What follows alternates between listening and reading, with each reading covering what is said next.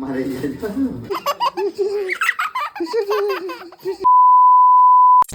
હર મહાદેવ અને જય માતાજી. ભાઈ તમને બધાને ખબર છે આપણે બહાર જતા હતા ને રસ્તામાં થઈ ગયું હતું ભાઈ એક્સિડન્ટ. એ જોઈને પછી આવી ગયા આપણે બેનની ઘરે ને પછી ચડી ગયા ડાયરેક્ટ અગાસી પર, કેમ કે આજે મકર સંક્રાંતિ એટલે પતંગ ચગાવવાનો હરખ જ એવડો હોય ને. પછી આપણે ઢીંગા લઈ લીધા કેમ કે આપણે ઢીંગું હાટું અમારું મીતુભાઈ હાટું. અને પછી ભાઈ અમારું મીતુભાઈ તો રાજી થઈ ગયા હતા. પછી આપણે કરી દીધું પતંગ ચગાવવાનું ચાલુ. અને પછી અમારે ઈશુભાઈ પતંગ ચગાવતા પણ એ તો દોરી પકડીને ઊભો હતો ને પછી ભાઈ અમારી મોજ ચાલુ થઈ ગઈ હતી. જોવો તમે.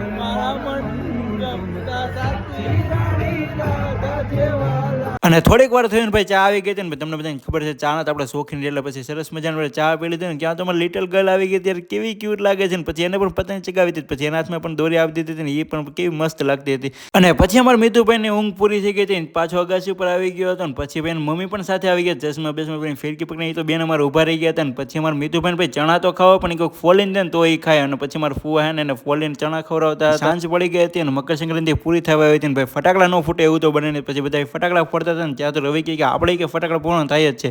તો પછી એ પણ ઝાડવું લઈ હતા ને પછી એને સરસ મજાનું ભાઈ ઝાડવું કર્યું. તો તમે ફટાકડા ફોડ્યા હતા કે નહીં મને કોમેન્ટ કરી દેજો.